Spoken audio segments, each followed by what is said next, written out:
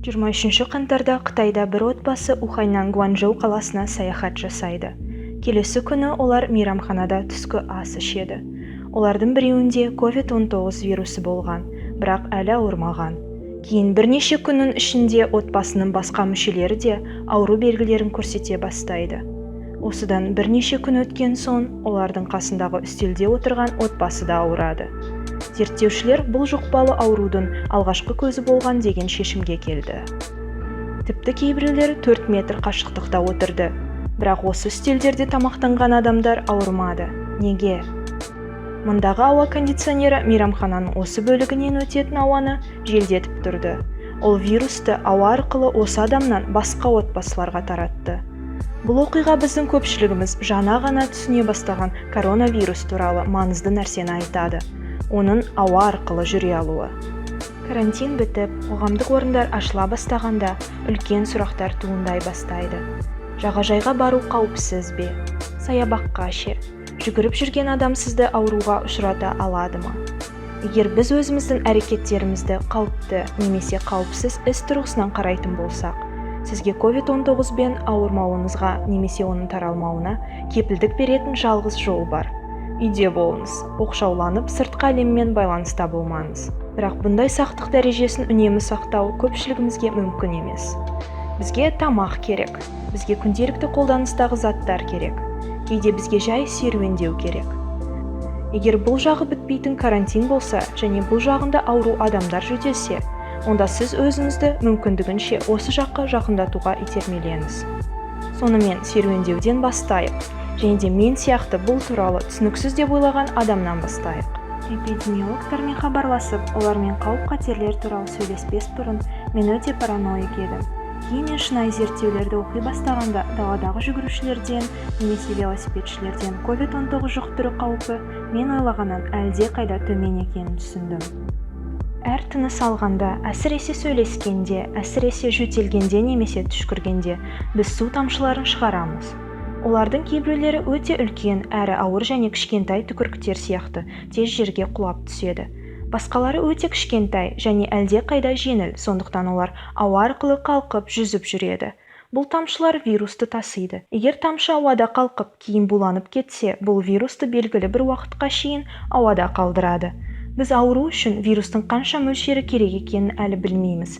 Бірақ сіз вирус аз жерде ауру қаупін төмендететініңізді білеміз. Және Сигел мұны істеудің 3 әдісі бар дейді. Біріншісі қашықтық.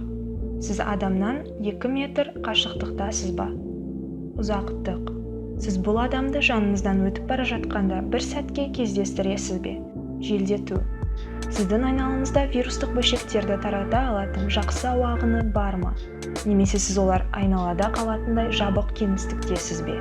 Ауаның жабық кеңістік пен аулада қозғалуында айырмашылық көп. Мұны көрсету үшін мен қараңғыда жарқырайтын спрейді қолдандым. Мен өзімнің сынақ объектіме іште және сыртта 1 метр қашықтықта спрей септім. Сыртта жел болмаса да көйлекте спрей бөлшектері қалып қойды. Ауа ағыны оларды тарату кезінде әлде қайда жақсы болды, және аулада болуда вирустың өзіне әсер етеді. Вирустың айналасында ылғал қорғаныс қабаты бар.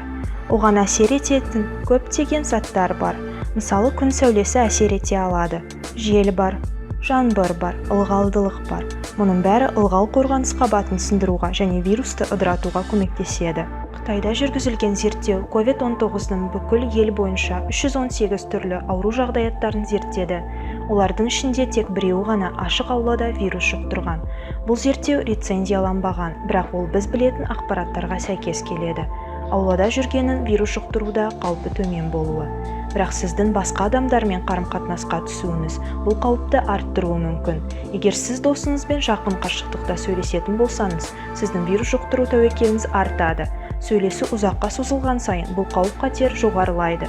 Егер сіз тамшылардың таралуын тоқтату үшін бетперде киіп жүрсеңіз, сіздің тәуекеліңіз төмендейді. Ашық базарда сауда-саттық дүкен ішіндегі саудадай қауіпті емес, бірақ сіз тез арада кіріп және шығып тәуекелді азайта аласыз. Ал ауыр дем алған жүгірушінің жанынан қалай өту керек? Сонымен жүгіруші немесе велосипедші өтіп бара жатқан кезде сізді жұқтыру үшін не болуы керек? Олар инфекцияны тарата алу үшін вирустық бөлшектерді шығаруы керек. Бұл бөлшектер бірнеше метр қашықтықты жүріп өтуі керек. жел, жаңбыр, ылғалдылық қысымына төтеп беру керек. Содан кейін бөлшектер іс жүзінде сіздің тамағыңызға немесе жоғарғы тыныс жолдарыңызға түсуі керек.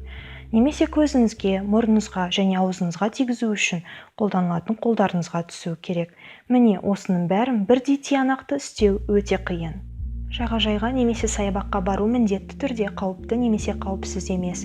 Әрқайсымыздың әрекетімізге байланысты тәуекел жоғарылауы немесе төмендеуі мүмкін. Бұл бәрінің міндеті өзгелер үшін бұл тәуекелді төмендету екенін білдіреді. Мұндағы мәселе сыртқа шыққанда бейберекет болмау.